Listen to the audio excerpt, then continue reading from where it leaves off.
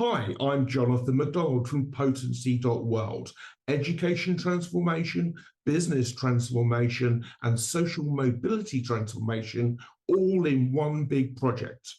Now, I'm doing what I do for girls. So if you're a woman of color, especially if you have a disability, physical and what are called learning disabilities, or you find yourself in any marginalized group, LBCQIA, or any fluid expression, then you want to listen to this interview because I have an amazing person coming up. This is the interview. Feel like a freak. Feel like a freak. Feel like a freak. Feel like a freak.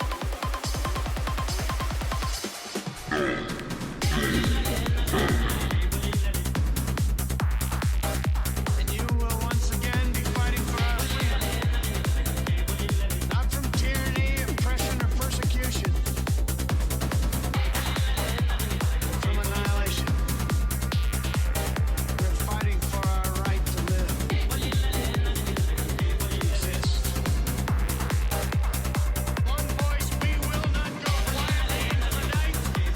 We will not finish the fight. We're going to survive. We're going to survive.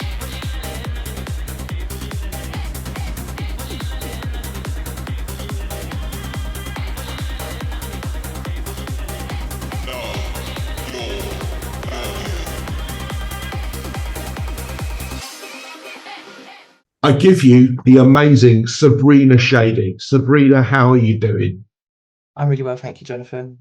Excellent. I've been up since 5:30 this morning, so I'm on a bit of a fly already. We met at an event and we spoke for a few moments. I went, I have got to know this woman. Right, you're a multi-award winning consultant across a whole vast area, which we'll get into. But I always find, well, I think it's most helpful to understand why a person is rather than what they do. Mhm. So, what do I need to understand about you as a child that explains why you're doing what you're doing now? That's a really big answer because I spent Yeah. a lot of time as a young person, living just in a council estate, single parent family, blah, blah, blah, but quite academically capable, bored really quickly, so misbehaved, right? We all know this kind Yeah. of story, especially for someone who's neurodiverse. It's not Yeah. unusual. But the thing that really changed it for me was my little brother got stabbed by the BNP. I was like 19, he was like 17, so not long after Stephen Lawrence, same year as the McPherson report. And I suddenly went, hold on, I've done everything, like, even though I didn't do school very well, I've worked really hard, I've got a decent job, I've just bought my first house. Um, my brother's a good kid. My brother's like the A student, the football Mm, mm, captain at school, and all, he did the right things. He was a college boy, straight A's, that whole kind of, and he's the one that got attacked out of the blue for no reason. And it just changed my perspective. I was like, okay, chasing the kind of corporate ladder wasn't, now the world had changed for me, like mm, inside. Chasing the corporate ladder was not the thing that I needed to do. What I needed to do was fix this problem, because that didn't make any sense to me. So I went and became a youth worker, like a very convoluted route, but I ended up becoming a youth mm. worker, working with the local authority and the police and doing what used to be called race relations work, Yep. um, which led, over 25 years to do what I do now. But for me, it was always about the justice part. The fact that you Mm, see so mm, much injustice every day, authoritarian spaces, even in education, teachers treating people who don't meet their criteria, quite particularly around neurodiversity or whatever, differently and in a way that isn't conducive to effective education. So I became an educator, in effect. So I right. was like, okay, there's people who have capabilities that are not being given the opportunity to reach their potential. I need to change that. I need to step up and do something about it. So that's probably the key bit you need to know about me. Is it's like my drive always for justice, and my thinking that, oh, I could probably do that a bit better than I'm seeing it being done. So taking that responsibility on for myself. So that is so totally true. Now, I'm staying with my best friend in Scotland at the moment. Both she and I are dyslexic. And there is something about it. I have two friends on the ASD spectrum, but they're at the end where it's a hyper functioning, hyper focus type of thing. And we were having this discussion the other day about types of people. I think, and please give me your feedback on this, it seems to me you've got most people are unhappy about some aspects in their lives, but have no real awareness of how to change it. Then you've got people in life who are further along the neurodivergence spectrum, so they can recognize the problem and see like some ways they can get out of it, but they don't have the inner confidence. And then you've got the very few, like yourself, like me, like Sinead. And what we do is we think at such a rate, and we're using our prefrontal cortex to simulate experiments in our mind. So that when we approach a problem, we go, okay, if this, then that, or if that, then this, rather than, oh, this is the problem. What do you think about that? So, obviously, I worked in this space quite a long time, long before I knew that I was neurodiverse. I worked with people who are from neurodiverse backgrounds. So I worked in education spaces where often young people are getting left behind. So the kids who are undiagnosed, the kids who've got behavioural issues, the kids who have had trauma, kids in care, kids on youth offending programs, or in that, they haven't offended yet, but they've got high markers that they're likely to. Exactly, yes. Working with all of that kind of high risk group. And trying to educate people who have been told they're uneducatable is a really interesting challenge. So what I think actually happens is you've got people who their neurodiversity, on whatever part of the spectrum they might be, and their traits they're really good at masking them. They're really good at finding the mechanisms from within themselves or within their immediate environment to hide their traits, or to almost weaponize their traits to enable them to springboard into a different space. So whether that's through high achieving academia, whether that's through channeling their energy into sport, whether that's becoming aggressive and having a behaviour issue that allows you to be moved out of a classroom, so now nobody knows you're dyslexic and can't read out loud in the class, right? There's different mechanisms that we can use as human beings to avoid or manage the situation that we're not very happy with. That's what we learn how to do. Right. And once you've done it a couple of times and it works, to whatever level of it works for you when you're a kid, that becomes your behaviour, that becomes your norm. And that becomes the trait that you fall into using, or that behaviour that you fall into using on a regular basis. For somebody like me, who it looks like, and I haven't got a diagnosis, I have ADHD with autism traits. The capacity as a young black woman, being able to use my cultural ambiguousness and use my high level of intellect, high level of social interaction. I'm quite clever, I'm quite good with words, I can be quite manipulative if the mood takes me, and being a teenager in that space with teachers who weren't probably as culturally aware, I could be very manipulative and get myself out of spaces, and just by using my words in a way that a black boy probably wouldn't be able to do. Yes. And he would probably get in a lot of trouble for doing the things that I did. So understanding my privilege as well. Yes, I mean, I think what's interesting is that, so my dad used to say as a child that I had verbal diarrhea because I do love language. So the problem with reading didn't then develop into a not wanting to engage with the world. It led to, so I listened to Radio 4 comedies and I learned words. So I learned the word Schadenfreude and the meaning from Lisa Simpson.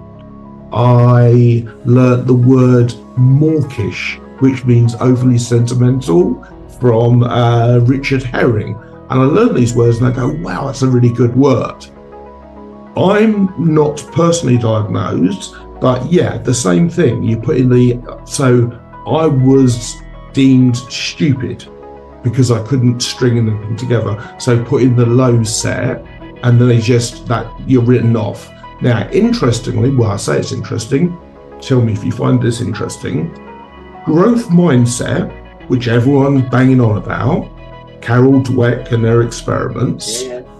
You've got a situation where education is command and control. It's about suppressing children's natural energy. It's about suppressing. So the hormone that's released when you hug someone or are helpful. Can't remember what it's called. But essentially, schools are all about, no, you sit still, you'll face the front. Because only when you're in that state do I think you're learning. And it's because they don't understand that if you're suppressed, oppressed, yes, you can produce a result, but is it the best? No, taking education out of context. Education was never meant to empower and enable students. That's not the purpose of school. No, it's turn peasants into workers. Right. So disconnecting people from their community, disconnecting children. When you watch children in nursery or like in a family scenario, they're touching each other, they're interacting with each other. There's lots of physical play. Yes, exactly. In school, we were like, no, you're in almost like a cubicle. You mustn't touch anyone. You mustn't, because if you take away the connection with community and the sense of belonging and a sense of connectedness, you can indoctrinate people with things that don't make sense. Yeah. So when we're taught all kinds of things in school, it detaches us. This individualism that we have in the UK and in Europe, individualism, individual goal. If I win, you've got to lose. It's like either or. It's not us winning collaboratively, right? And we train that into children from very, very young, and we remove they're not allowed to touch each other. They're not allowed to interact in those kind of physical ways, even when those physical ways are affectionate and supportive and caring. And we kind of regulate their behaviour in such a quite unhealthy way. Oxytocin. That's the one. So it's like, that's not by mistake, that's by design. Because you can't force people into this kind of capitalist chasing of cash for your time if you allow them to stay connected to each other, because they'd recognise that the time they spend with each other is more valuable. So you've got to train that out of them really quickly. And I think with people who are on a neurodiverse spectrum, we often see the patterns and like a puzzle piece, right? For me, that's how I think of it. Like, I can see the world in the patterns. It's supposed to be like how things connect. So I often work as a hub. I'm like, oh, okay, you need so-and-so? I know someone, I can put you in touch with, and I'll just do an introduction and you guys can have a chat. Because I see the connections that they tried to train out of us. Yes. It's so funny to me when I watch you. So when I was trying to describe my own brain pattern,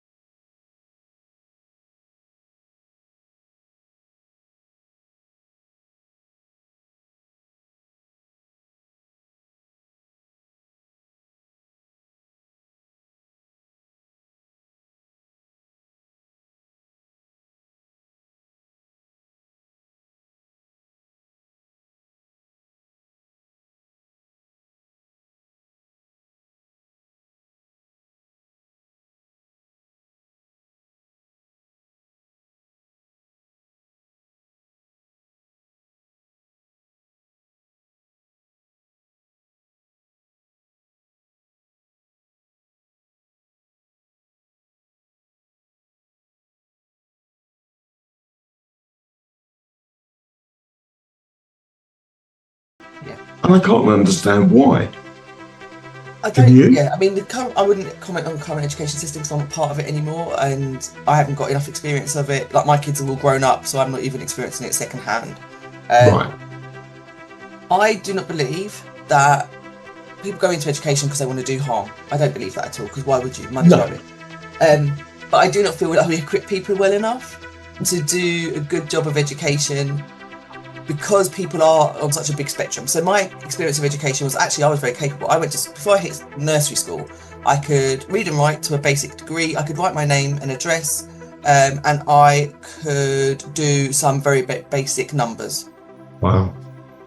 And I think that's not unusual for children who are second and third and fourth generation immigrants because our families often really, really, really value education. Yep. I think that's also not unusual for children who are neurodiverse. Like on that kind of wanting to consume and engage and educate and learn at a kind of earlier age. Like the development can be a little bit like escalated in Yes. some people with neurodiversity. And I was one of those kids. I was like, consume books, reading, stories, everything. And you know, we know neurodiversity is inherited, so we know that at least one parent often also has similar traits. So when you've got a parent who's like, "Oh, my kid loves reading. I love reading," like it just, you know, gets bigger and bigger, and that's great. Of course. Yeah. So I went to school and I feel surprised that a lot of my peers didn't know how to hold a pen properly. Were still chewing their pens, and I was like, "What?" So I did really well in school because I was almost conditioned to be self-capable. Yeah. I've got, you know, both my parents have done uni. My mum didn't do uni until after I was in school. Wow. Education was the standard. Like my granddad worked for a university. My nan was a midwife who trained other midwives. Like education was a standard. Do you know, like it was an expected standard. Yeah. Reading. My granddad is like was the most bookish person you've ever met, and I've actually like inherited some of his library. And he was a sociologist as well, historian. So he gave me like the Pedagogy of the Oppressed, which is a really old book about how exactly what you're saying. Education can be used to oppress people, but it can also be used to liberate people. But only if the people doing the liberating are like it's coming from grassroots. Yes. You can't enforce empowerment on people. It's got to come from the people. Well, I think the way you open this, what you're talking about now, was most important, and it's true in my experience. So, 99% of all of the teachers I came into contact with, I mean, you know, they're buying food for children because they know they're not being fed. They're bringing in paper and pencils, spending their own money because the school hasn't got budget. They love their children. They want the best for them, and it's very rare. I've come across a couple of ones. I think, man, you should be working with children. You're a massive bully. But the rest of them, so over half of those people that go to do teaching qualification don't even ever go into the profession. No. And it's something like 40% more leave within 3 years. Because it's such a horrifying job and they do want to make a difference. The problem is, based on that book, their belief system tells them, number one, that the conditioning of the education system is the best there is, and that not dealing with people like humans emotionally with care. So these adult teachers, if a child fell down in the playground and was crying and hurt their knee or something, they would immediately show human natural care. But the same person put in a classroom believes that they have to have this silence to be heard.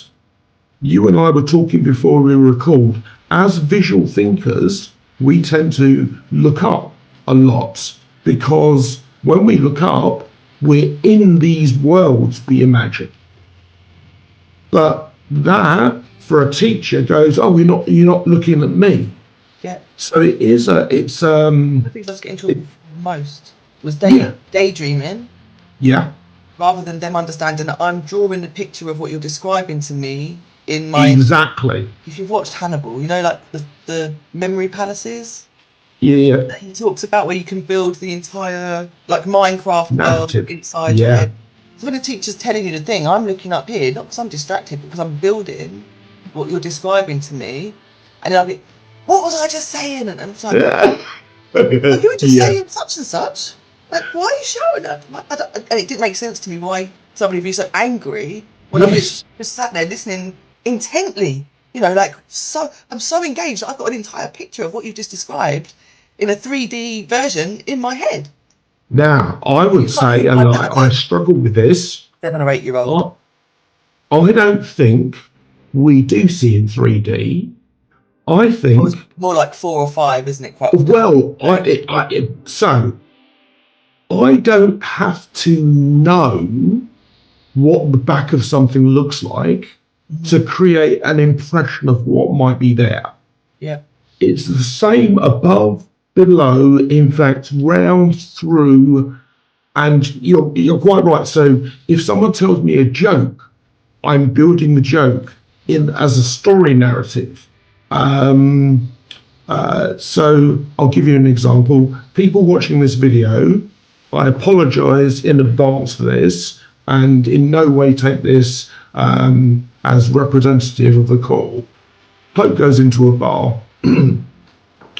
I was in a bar the other night actually, and this guy comes in and he goes, sorry, sorry, sorry, sorry, sorry, sorry, sorry, sorry, sorry, sorry, sorry, sorry, sorry, sorry, sorry, sorry, sorry. When mate, that's really irritating. He goes, I can only apologise. Pitiful? Yeah. Yes. Yeah. Yeah. That's a Tim Vine joke. He does that joke in maybe 15 seconds. But and in the picture I've created, I'm standing, there are people around me, there's the overall noise. This bloke comes in, and in my movie, he has to be speaking louder than the background noise. And the reason I move in and make it, oh, sorry, sorry, that's all about the different versions of sorry that exist. And then there's the actual punchline that Tim Vine does. So, yeah, totes on board. Okay, we're doing this video, or I'm interviewing you because I want people in marginalised communities to reach out to you. I've gone through, to the best of my extent, your websites, and there's free information there, free courses, and you can join the community. So the question is, I am a marginalised person. What can I get from you that's going to help me either to progress into a job or progress within that job?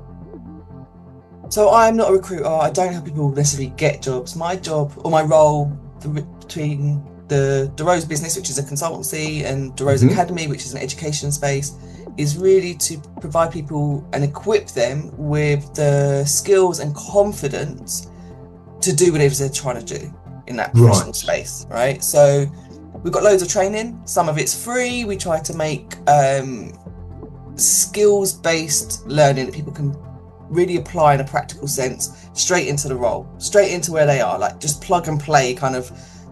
You sit and do a quick webinar, go, okay, this is a downloadable resource I can take and just trial in my real life and see how it works.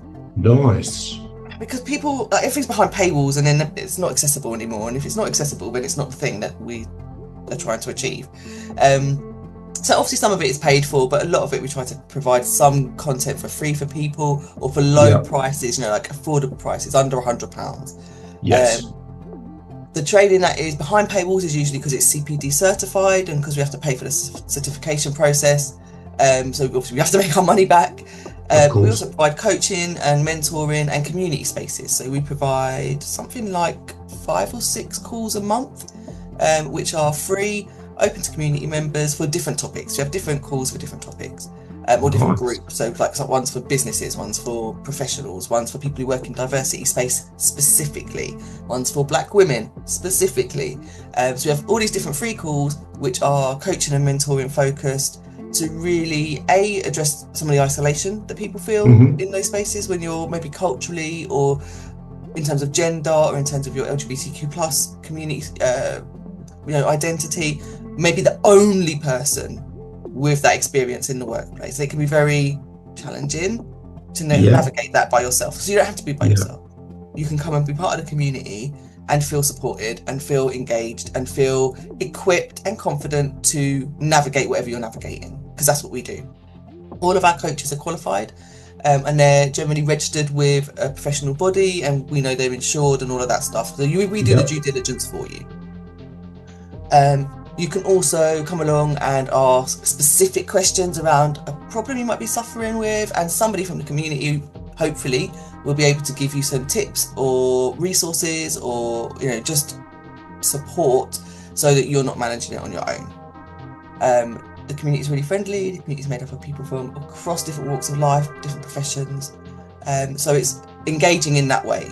Yeah. I've always felt the thing that's missing is the community element. From being a business owner, from being a professional in the public sector space, from being a single mum, from being a carer, from all those things, the things that you miss, the things that you need, is a sense of community. Is somebody to lean on when it's not going well, somebody to celebrate with you when it is going well. And we're not very good at, as a society, we're not great at really either of those. enhancing community. And that's what all of our business practice is trying to do. Because if we can build a really effective, supportive, connected community where we share resource, we are much more resilient. So let me ask you this. That sounds brilliant. And the only marginal nudge back is, or it's not even a nudge back, but do people have to have experienced a level of trauma before they realise they need to find something? Or do people come to you already knowing? So I would suggest that the average person, regardless of their background, regardless of their neurodiversity, will have experienced trauma. Yeah. The reality is, whether it's, it hasn't got to be extreme, child abuse, the kind of horrific high-level trauma that we consider when we talk about childhood traumas. It can be being undiagnosed neurodiverse and being excluded from school can cause people significant trauma. Losing a loved one at a young age can cause significant trauma. And as a society, we are very poor at providing those people with the correct support to process their grief, process their emotions, manage the outcomes that have happened through no fault of their own, so that they can live a more productive life or a more stable life. We wait until they're adults and then go, oh, you should have had therapy. Yeah, great, thanks for that. So I wouldn't say that the people, they don't have to have had trauma, but you have to have a sense of humanity and a sense of values. We want better communities. We want better outcomes for people who are vulnerable. We have a shared set of values, and that's why we come together as a community. So when I talk about my community, I am talking about people who share my values. Not my skin colour, not my gender, not my LGBTQ plus identity, none of that stuff. That stuff's great as well. But actually, if you share my values, I don't really care where you come from, or what you look like, or your disability status, or where you get your money from, to an extent. We have a shared value because we're trying to do something that makes things better for other people as well. Which is brilliant. And it's something which, so if you're watching this video now, reach out to Sabrina, because these communities she's speaking of are game changing. And for exactly the reasons we discussed earlier, there is a lack of an emotional side to education. It's almost disencouraged. And therefore, as young adults, both boys and girls, young men and young women, are struggling and facing pressures to conform to a standard that's out of date. Yeah. And they're the people that can really use your guidance, I would have thought. Yeah, so over the years, we've worked with quite a lot of universities, and I've kind of worked with, so I would often be in an organisation as a consultant, and I would work with their local university to help them diversify their recruitment process. So the university will have young people from marginalised communities, usually socioeconomic deprived areas within that location.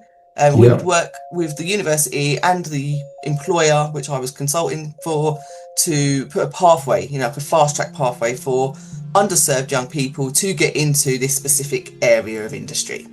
And it's been really successful, around about 25% success rate. So out of 8 young people going into an organisation as low paid interns on a, let's say, 8-week programme, within a year, 25% of those young people will be employed by the organisation. Nice. On a like, not a role created for them or anything like that, but when employment drives happened, they would apply because they had some understanding of the organisation and had built some relationships and were able to pitch themselves in a way that they knew the organisation would appreciate. They had better chance of getting the job when they applied for it. So sounds brilliant. It's a very practical approach. And it was funded, which was, we're not asking anyone to work for free, which I think is, I don't like that exploitative approach. But it was effective. And I feel like that, those kinds of mechanisms help marginalised communities step into spaces where they don't get to often be. But it also helps businesses really see the value of broadening out their approach to recruitment, broadening out the opportunities that they offer, because actually you've got, 8 young people who need a bit of training and a bit of extra investment. So it's taking time away from your managers because they're coordinating these young people. But the value of getting 2 really high quality, recruits within the next 12 months from that bit of investment, actually, it pays for itself really, really quickly. Absolutely. The community part that we do is about not just enabling small businesses or enabling professionals, but enabling the gap between massive corporations and small initiatives to be smaller. Yes. So it's a bridge between those sort of areas, which benefits everyone. And in fact, one of the things that I wanted to talk to you about is that, why everyone should be interested. But I already know, because there's so much research that says you have diversity, you have different mindsets, different experiences, different perspectives, and that always, not sometimes, it always leads to more profitable outcomes for the business and for the individual. And it's not, so here's my problem. Given that the information is there available to everyone, why is it only when someone like you facilitates it that people actually take action? There's 2 barriers to the work that we do. Right. The first one is the system, how it is controlled by a set of people who make really good money and really good, have great power structures that suit them individually. It doesn't benefit the community, it doesn't benefit society, it doesn't benefit the greater good, it just benefits those individuals. What can you offer those individuals that would make them give up the reins of power? I don't think there isn't, because they've got everything they want. Making the world better is not on their agenda. And also saying, but it would be more profitable, and they're like, it's profitable enough for me. The only way it's going to be more profitable for me is actually not by not including those people. By continuing the exclusion, because the way the system is, it needs people to exploit, to be to self-perpetuate.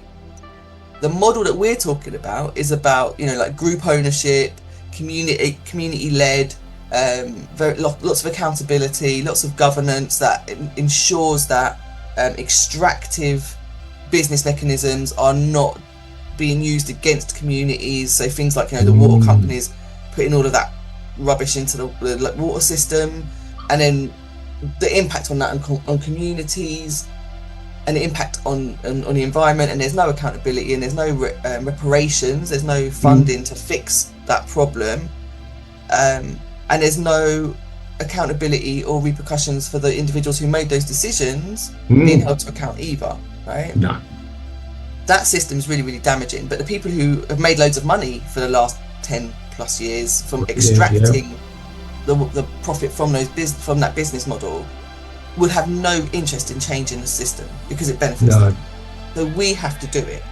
So that then puts us, the second barrier is the mechanisms that are in place don't allow us to do that as a community. No. Yeah.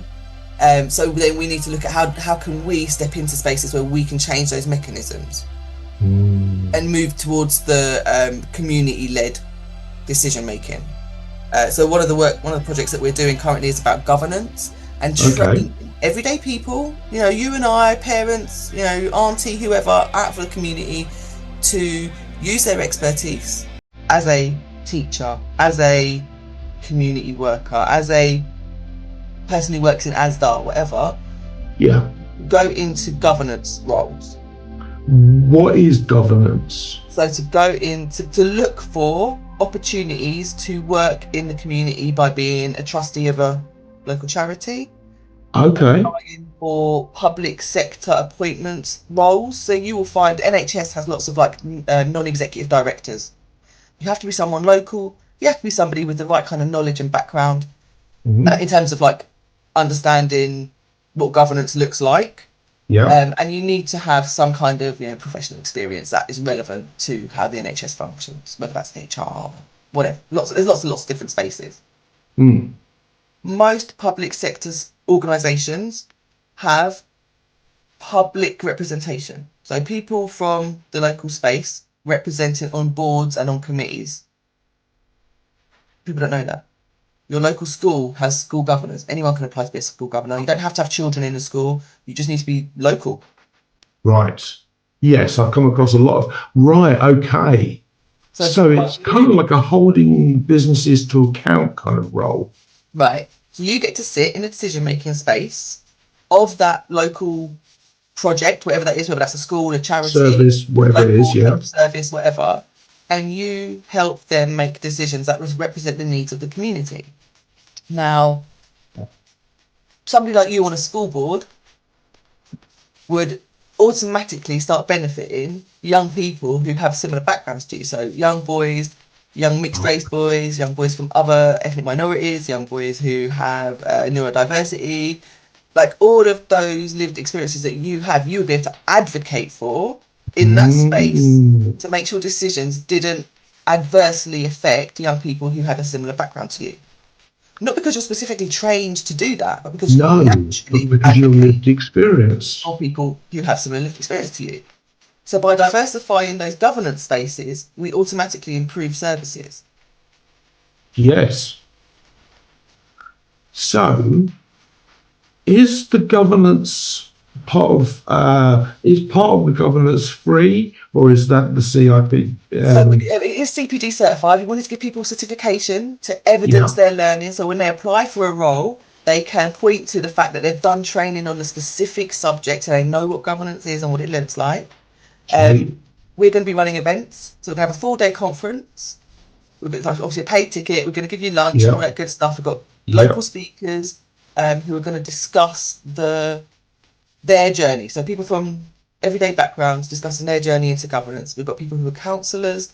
We've got people who are, you know, big business people. We've got people who are sitting on the NHS NED boards. So there's a whole range of people doing all different things for all different walks of life.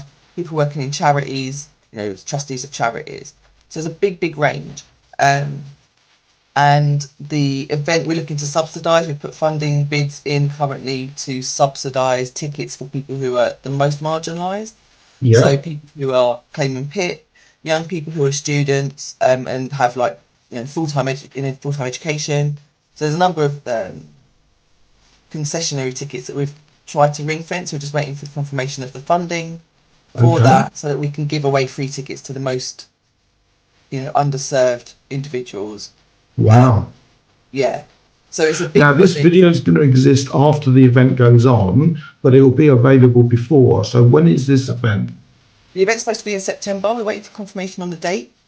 Okay. September 2025, but it would be something that we would look to run every quarter and move it around the country. So we have a road show. Ah, So yeah, if we can secure the okay. first round of funding, yeah, it's So exciting. basically, anyone watching this, if you're before September 2025, that will be the first event. But then they want to go to is it the diversity in business company? Diverse Is it? Business Network, yeah. Right, okay. That's where they'll go to see where the next event is Yeah. local to them. Excellent. And we're not even hosting the local events. They'll be hosted as part of our business, but it'll be run by our local members. Right. Because obviously, if I'm not local to Leeds, I can't run a local event for Leeds because I don't know who the main players are. So it's got to be run by people on the ground in that area. So it's really important to us that we enhance the opportunities in the location, and it's got to be run by local people. It's got to be, Which because is otherwise it brilliant doesn't do because, anything. yeah, exactly. That's brilliant. I mean, because so the old phrase, the best way to learn is to teach. And so, yeah, giving these talks really empowers people. That I find very interesting. Okay. I try not to play this card myself very regularly, but I have had cause over the past few years to say to companies, oh, Section 20 of the Equality Act 2010 says you need to make reasonable adjustments for me. And I was wondering if you could do this. And because I know the law and I state the actual section, I get what I want. Most people, I would say, don't come into contact with discrimination law until they've been beaten down a few times. And on the other side, the people doing the beating, they don't really know. I don't think. Yeah. What's your interpretation? So it used to be, what was it? Disabled. I can't remember what's before, but the Equality Act came in as an overall branch for sexual, racial, religious, everything. What difference has it made in your experience? So obviously I started this work before the Equality Act existed. Like Yes. for a decade, just over a decade before the Equality Act came into power. I think there's a number of issues with the Equality Act. It was out of date when it was established, unfortunately, because legislation often is. Language-wise and stuff, it's not fit for purpose. We've changed the language that we use to discuss human rights, because that's what it is. That's the thing to remember about the Equality Act. We're talking about human rights. In its essence, it is a declaration of how people must be treated in relation to their legal and internationally secured human rights. Yes. That's the bit that people forget. This is international. This is our national version of what we legally have to do as an international body, because as a country, we've signed up to the Human Rights Declaration, right? This is just our version of it. Like the UK is kind of trying to put our own spin on Our it. own laws. Yeah. So the problem that we have is that back when I was in the public sector, there was a legal requirement for the public bodies to train their staff on all elements of diversity.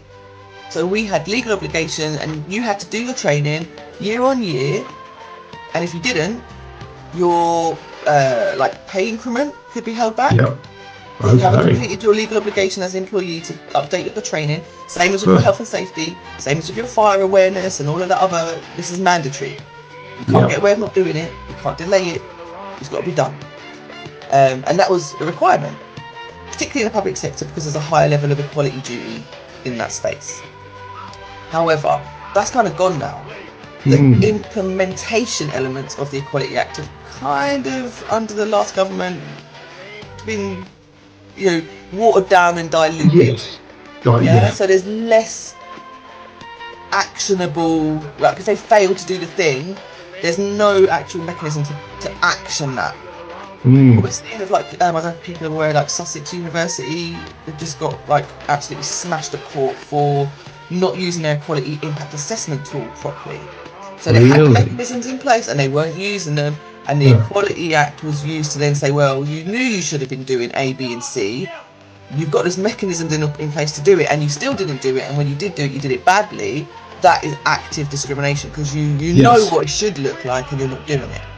I think in lots of private sector spaces, the human resources team don't actually know what they're supposed to be doing. They don't have specific training on reasonable adjustments, on access to work mechanisms, on support structures, on just working with people with disabilities. Like we've seen lots of discrimination because we support people going through discrimination cases with like the coaching and stuff. We have a lot of people with disabilities come to us and being told categorically they're not allowed somebody in their meeting with them. Really? Oh, right, that's illegal. Totally. They're breaking the law by telling you can't have a representative with you. But that is classic bullying, coercive control.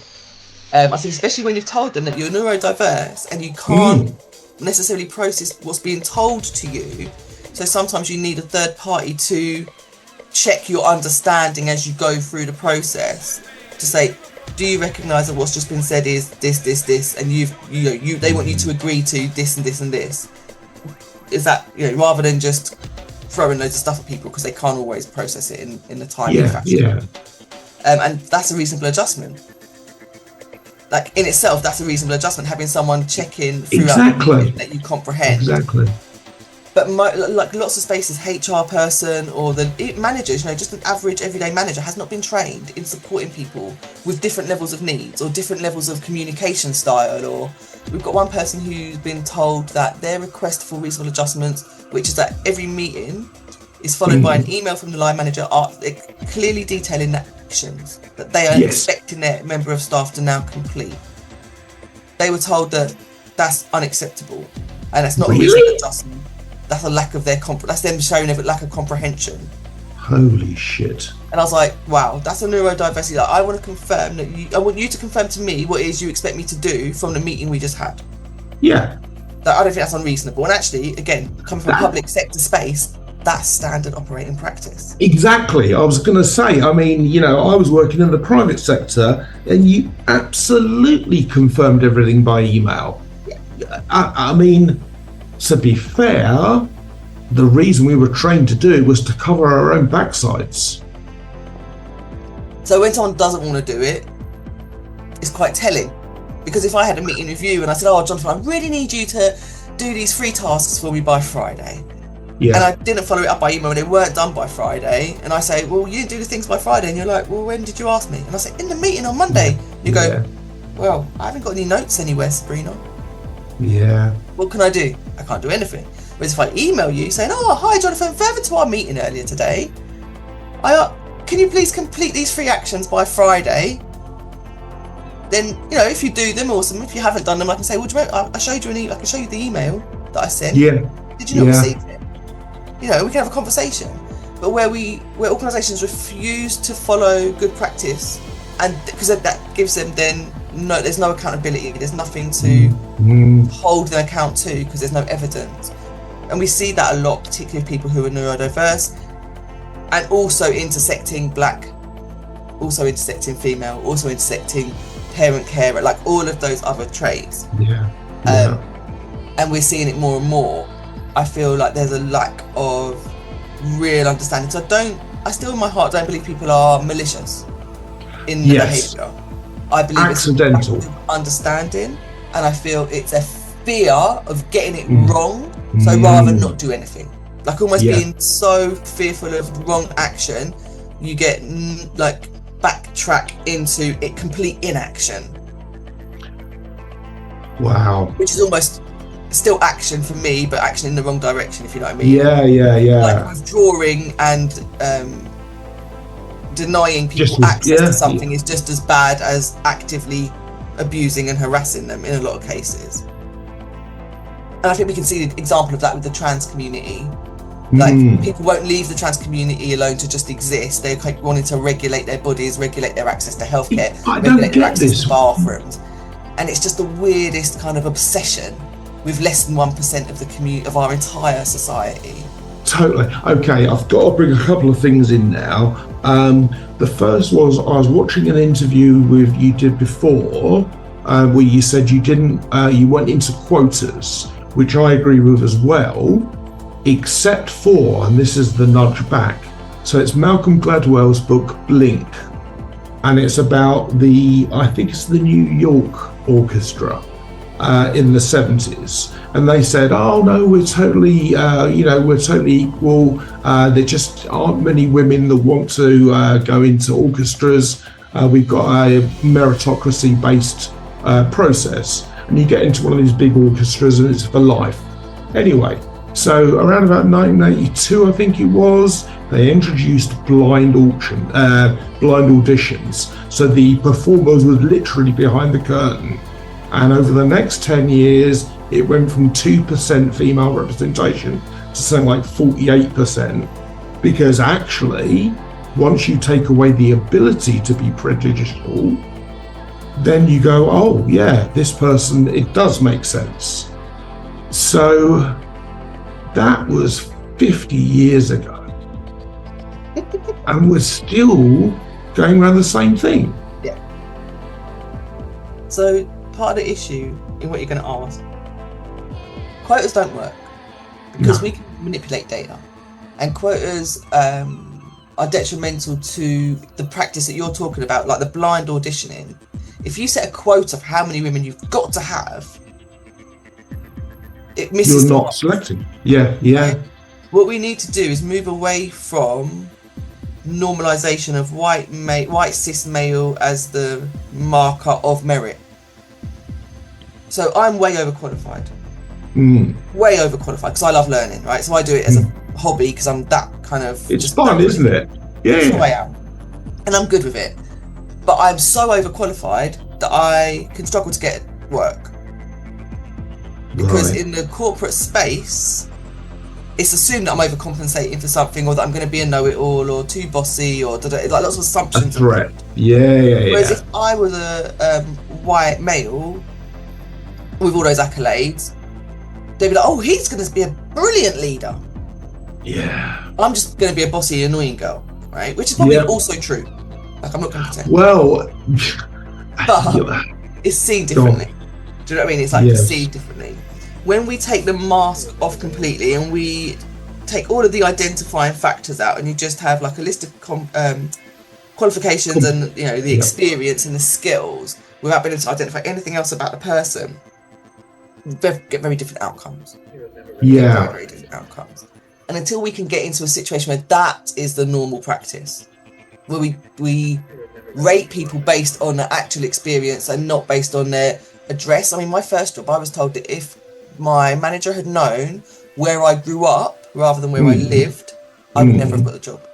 Really? Council estate. Yeah, he told me that to my face after, like, I've been working there a few months, and I said, oh yeah, when I grew up on the Lakes estate, blah, blah, blah, blah, blah. And he was like, really? He's like, if I'd known that interview, I'd never would have given you the job. I said, but I've not done anything wrong. He's like, yeah, no, I get it. He goes, but if I'd have seen that on your application, I never would have given you the job. Because you don't live in that area anymore, and that's why you got the job. Do you know, but this is the whole point about how fucked up the system is. So I don't know which book. Well, two things. There's a book by Caroline Criado Perez called Invisible Women, which talks about talks about exactly what you're talking about, that the statistics aren't there. Just medical trials are white male, everything is so biased. So now we've had white male privilege rating AI algorithms, which are now sexist. And I pulled up the other day, so people believe that Google gives them all of the internet. And I say to them, do this search. And the fact I had to search it on Google, the irony is not lost on me. If you search how much of the internet does Google index, it's 5%. 15, 18 years ago when I was working in schools, it was 0.004%. So they've improved a lot, but people using the internet thinking they're getting everything, Yeah, I mean, I It's don't not. actually use Google as my search engine. No. We've tried to move to a more ethical search engine, so Is it the DuckGo thing?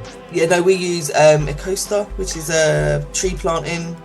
Yeah, it's really it's like Ooh. yeah. Sometimes it's not as functional as Google, and you do need to go back to Google for specific things. But we generally try not to use it. Nice.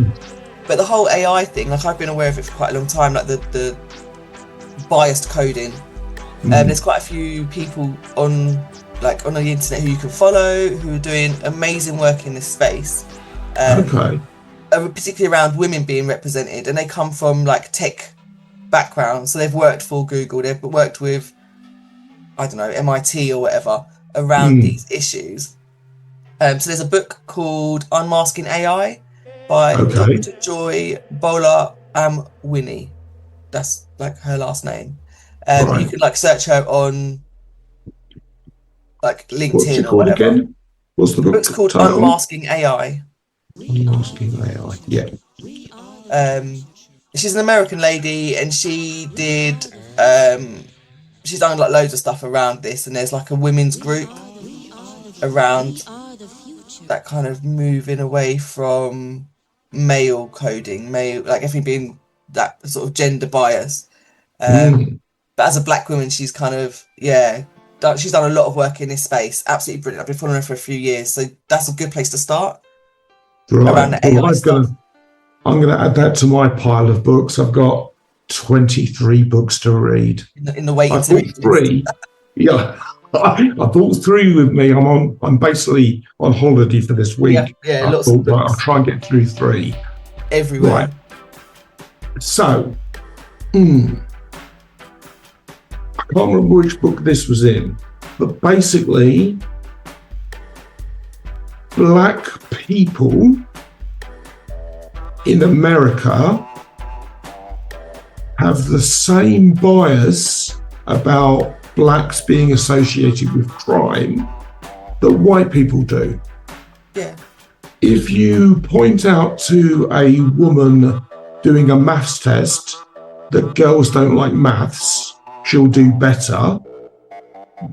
Whereas if you prime her with a different set of instructions beforehand, they're perfectly capable. I read a book recently called Eve, how the female body led to 200 million years of evolution.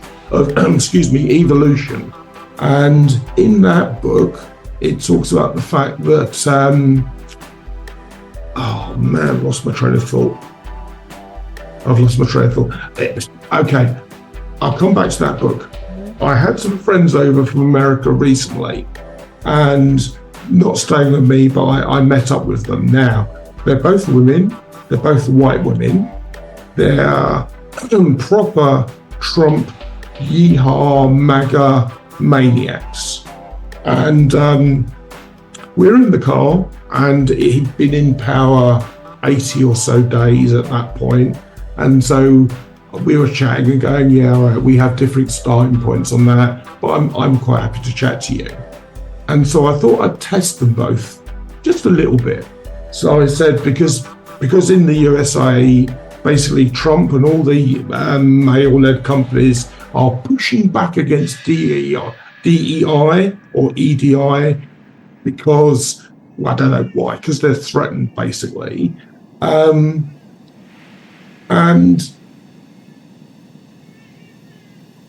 it's not even near to be. I can't even think of a question to ask. Why is it such an issue so many years after we've known the truth, we continue to make the same mistakes? Because nothing's actually changed. So the reason that we still have so high levels of discrimination is because the systems that were built off the back of transatlantic trade and enslaved people, the resource extraction of Africa and South America and all of Asia by the West, by Europe. None of the systems that were built off of the back of that have changed. They all still exist in exactly the same way they always did. The banking industry, Right. the insurance industry, higher education and the elitism of our kind of, we've still got a monarchy in the UK. Like, of all of the countries in Europe, most of them got rid of their monarchy, but we still have ours. That's how much we believe in elitism. That's how much our entire system is built on unearned wealth management systems. Because that's what banks are. Banks started because there was so much money being generated by the trade of enslaved people and stolen resources that they had to find a way to use that money for something, because you couldn't just store it, right? Your warehouses eventually just go bust open. You've got to do something with it. So they started banks, loaning people a bit here, and then the insurance business, really thrived because they used to insure the trade boats and the merchants' boats going back and forth with either the people or the resource. And that whole, the whole British banking system started from this really detrimental, exploitative, capitalist process. Nothing of that process, none of the foundations of that process have been undone. They all still exist exactly as they always did. So what we're trying to do over here, like sprinkles on a cake, right? It's still a shit cake. You can put as many sprinkles on it as you want. It's still going to be the thing that it always was. So until we change the mechanisms, until we undo the control, like who's in charge, how we make decisions, we're still going to have the same outcomes. And when we talk about people from minoritized groups having those negative and discriminatory views of their own communities, that's not surprising. Everything's set up to make us, like, I think of society as a swimming pool. Right. We're all in this swimming pool that's been filled with like toxic waste. Yes. Right. The toxic waste is gender bias, racism, age discrimination. Like once you're of a certain age, you're useless to society. Disability discrimination, LGBTQ plus homophobia at every single level. Size, if a man's not 6 foot tall, he's not a man. All of these stupid, discriminatory, nonsensical beliefs that are poured into us from a very young age, into all of society. So we're all swimming in this dirty, toxic, filthy water. So even if you are somebody who is, from one of those communities, one of those communities that the society is biased against, you're still in the water. You're still absorbing that water. You're still inhaling that toxicness, because we all swim in the same pool just by being a part of society. So we're all going to take on some of those negative views. We're all going to have some of those indoctrinations in the back of our head. And that's why anti-discriminatory practices are everyday thing that you have to live. It's not something you put on when you go into work, or I'm working with the black kids today, so I'm going to put my anti-discriminatory hat on. It has to be something you live every day, because you've got to constantly try to remove that toxic waste from your person and from your thinking and from your language. It's something you have to actively do all of the time, because we all fall into it. I fall into the ableist mentality, not for other people, but for myself. I berate myself for being lazy when my disability is playing up and I'm having an episode. I berate myself for not meeting my duties as, a mum or a wife, because I'm in pain today and I'm not quite at my top of my game. Or, whatever I let myself down, my pain's so bad I've taken medication. I hate taking medication, and then I berate myself for having to take medication. Like, all of these ableist mentalities, none of them are real. None of the things I'm berating myself about actually make any sense. None of my family would say, oh yeah, she's bloody awful. She took a day out to look after her well-being today. What an awful person. Like, no one would say any of that, but I say it to myself. Because we absorb that toxicity. Totally. In fact, there's a good podcast by a woman called Michelle Minikin, called Good Girl Deprogramming. And you literally described what she talks about, that as a woman, you're supposed to be a good wife, a good mother, a good worker, a good friend. Women do 95% of all unpaid care work still when I was working in schools, you obviously meet mothers, and the number of parents that weren't single parents, that were basically parenting on their own, was like 70, 80%, because the men just came in and, yeah.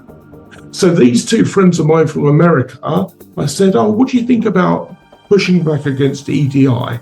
And this traces back to our just touching on the trans issue. Mm-hmm. They said to me, angrily, as Trump voters and Brexit voters tend to be, they said to me angrily, oh yeah, we don't like EDI. Yeah, it's all for these trans women that want to come in. And I said to them, I said, how many trans people do you know?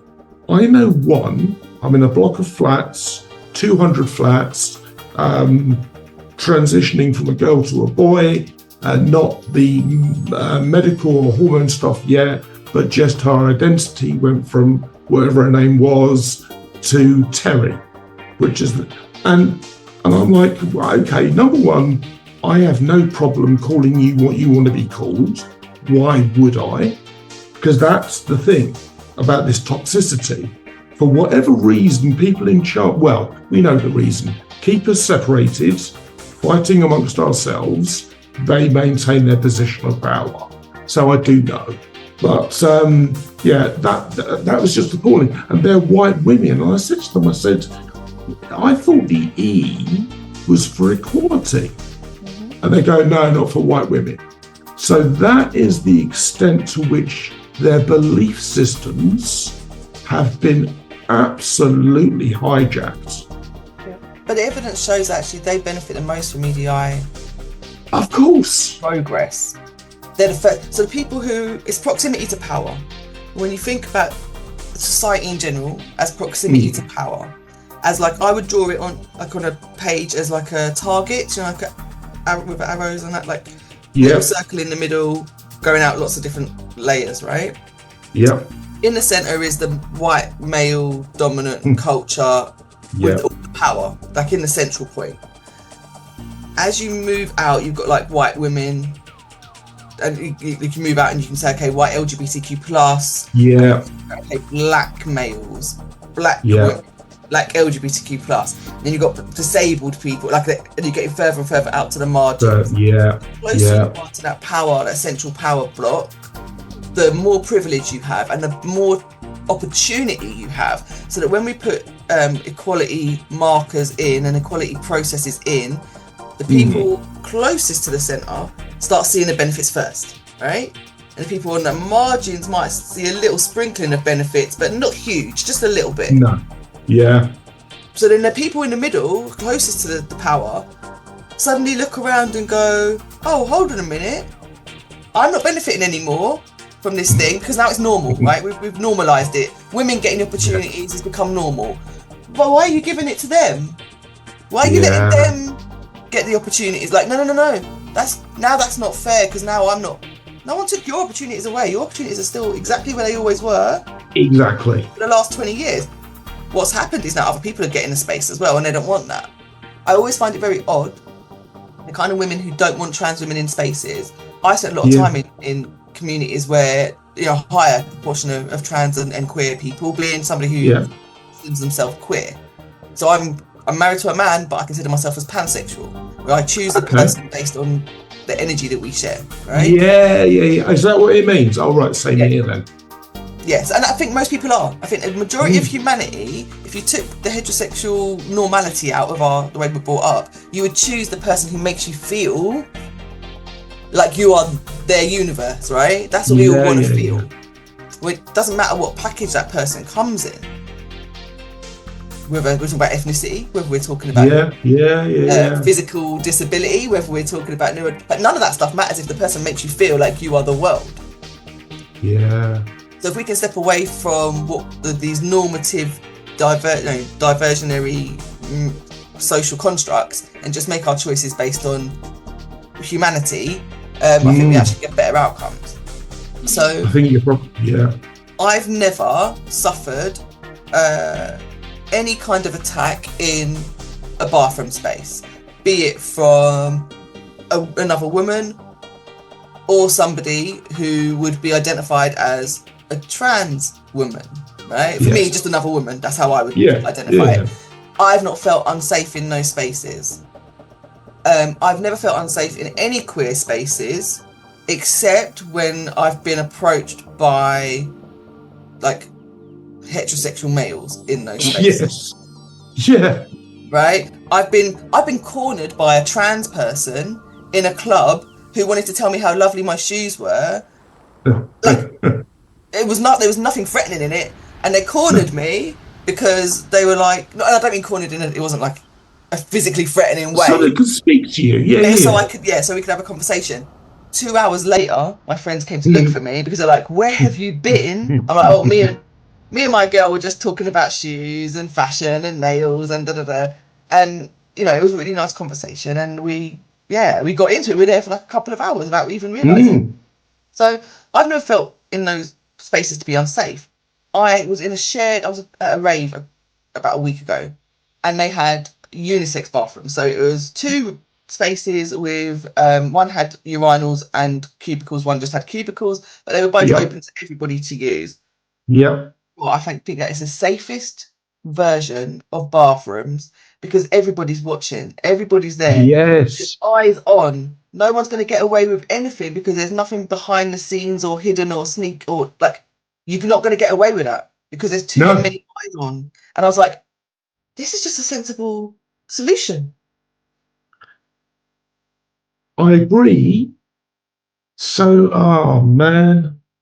Well, look. I mean, I think right. Okay, we could carry on talking all day, or I could talk to you all day. I think we better draw this to a close because there's all sorts of rabbit holes I want to go down, and probably almost definitely, if you agree, I'd like to interview you with my background for potency because the approach I'm taking is essentially I recognise these restrictions, so I'm trying to move social mobility, business transformation, and education all as one. Yep. Because for me, only when these layers or the dartboard you're describing, only when everything is affected in that system in one go, does it have any chance of really changing anything, I think. And that's why the governance piece is so important because if we can get people using their interest, if you're a parent, go and work in a parent governor space. If you're somebody who is a carer, go and engage with the NHS or with local healthcare services or social care services. There's lots of spaces. If you're LGBTQ plus, go and look at the charities and the work that's being done for LGBTQ plus young people in your space and become a trustee of a charity that's doing great work where you live. And there's loads of mechanisms, and that's how we drive the change you're talking about because we have, these people taking action in their locality with the people that within their community to make that kind of improvement to decision making. That's the biggest way that we can drive change without full anarchy, which would be my preferred mechanism, if I'm honest. Yeah. Well, I'm not being funny, but I think that I mean, look, human civilizations. There was the Roman. There was this. When this civilization comes to an end, it won't necessarily be the end of humans. But I think that I'm with you in the trying to change the fuck up after the event can be done with the willing, but is very hard, or not very hard. It takes a lot of focus, more than any one person can do. So I love what you're saying about governance. And so anyone watching this video, the last question I had for Sabrina was, who's responsible for equality outcomes?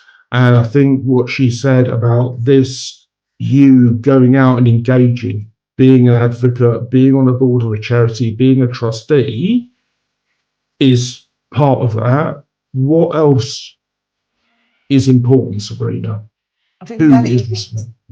like we're all responsible for equality in the same way that like in the 70s they put in the health and safety regulations, right, and it became Yeah. everyone's responsibility, and it took like 30 years for people to really get that ingrained in their head, and it's not just the guy who's got health and safety on his job title who's responsible for moving the box that's in front of the fire exit. It now is everyone's Right. responsibility. We all know, don't Yeah. we? Like, if Yeah. you see a box Yeah, with yeah. a fire exit, that's not supposed to be there. We make a conscious choice to move it. We'd have to report it to someone and get him to come from a different office to come and move the box. That's just ridiculous. None of us do that. Yeah. No. We need to move equality, diversity, and human rights, because that's the key part, is the human rights part, into that space. We go, actually, we all have a responsibility, and we can see it, actually. I think it is happening. Yeah. Look at protests globally. Look at, people really speaking out against humanitarian challenges globally. People really using social media in amazing ways to hold organizations to account, to tell the story of Yes. breaches that are taking place, and to really kind of break free of the divisive, siloed approach to divide and conquer for the community. Yeah. I think more of that. I think really championing that staff, getting to understand what human rights are, finding ways to voice when you see other people's human rights being breached, working in solidarity, which again the charities and the unions and stuff are great at doing, and taking a leaf out of their book really and seeing, okay, well, that mechanism works. I can't do it as one person, but maybe I can get involved with an organisation that does that kind of work and that works in that kind of way. So for me, it's about building solidarity, building community, and understanding what the human rights, like, what does that really mean? What does the Equality Act do, and how does it protect you? And then holding that line, like, this is a line that cannot be crossed, and we collectively hold it for each other. So when your human rights are breached, I stand up with you and say, no, you can't do that to Jonathan. It's completely unacceptable. And we hold people to account for that collectively. We don't leave people to fight these fights by themselves. I think that's the biggest thing we can do, because that sends a very strong message, and that makes us all feel much safer, because I know I can lean on you. When something goes wrong, you can lean on me, and collectively we can do a lot more than any of us could do individually. And then we're also not putting our necks on the line as a one person standing above the parapet, because we do it in unison. And I think those are the things that actually change the direction. I love that. Yeah, absolutely. I couldn't agree with you more. If you see someone being attacked, step up, stand up, speak out. We are more, and we are more numerous than those people that currently control us. And yeah, people in these marginalised communities, I'm one of them, we know the system has to change. And I think what Sabrina is offering is a way for that to happen. And so I really encourage you to take the actions she's speaking about. That book, Unmasking AI, I think it sounds a great read. Another good read, we talked about it earlier, is Invisible Women. It's a great book about how everything is just nothing is. I mean, it's just not even sexual equality, not even sexual equality. So that's a great book. And another one that I think would empower people, women and trans people and people of colour, is a book called The Authority Gap by Marianne Seacart. And that is all about the fact that, so from the age of 5, both boys and girls think boys are more intelligent, even though they actually aren't. But that belief then goes through a whole lifetime. Yeah. So you've got to challenge things. So if you're a parent, step into one of these roles that Sabrina's talking about, so that your child sees that it is a fight they're a part of. Sabrina, I really, really appreciate this conversation. I wish we could talk further. I will be uploading this, and hey, look, we know that attention spans aren't great, and someone might only look at the first minute of this conversation. But when we share it to people we know, I think it's going to be really very, very enlightening. Now, the song we're playing for you, I can't pronounce the person's surname. Janelle? Monet. Oh, okay. I could have done. We Yeah, these yeah, things yeah. overcomplicate them, don't we? It's much simpler. Yeah. Usually life is way simpler than we think it's going to be. Totally. So, if Janelle Monet allows this content to be on YouTube, there'll be a song after this. If not, it'll end when we say goodbye now. Sabrina, thank you very much for your time. say goodbye to the peeps. Thank you, everyone. I really appreciate your time. Excellent. Thank you.